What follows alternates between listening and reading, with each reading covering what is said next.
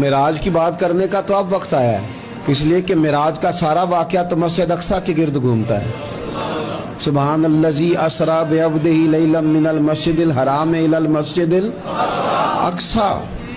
حضور نے معراج کی رات مسجد اقصی میں نماز پڑھائی تھی، اور ایک بار پھر سے طیبہ سے فلسطین میں آ، راستہ دیکھتی ہے پھر مسجد اقصی تیرا۔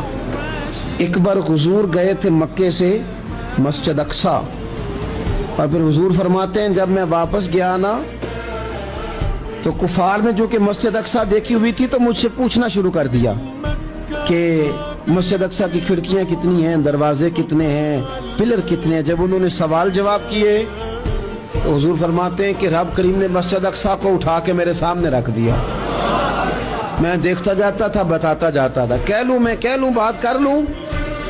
ایک دفعہ حضور مکے سے مسجد اقصی آئے، اور ایک دفعہ مسجد اقصی میرے نبی کی زیارت کے لیے مکے گئی، حضور کی زیارت کے لیے مکہ شریف گئی۔ اور میرے نبی تو صرف کسی چیز کی طرف ایک دفعہ دیکھ لیں تو وہاں رحمت کے پھول کھلتے ہیں۔ مسجد اقصی کی طرف منہ کر کے 17 مہینے میرے نبی نے نماز پڑھی ہے۔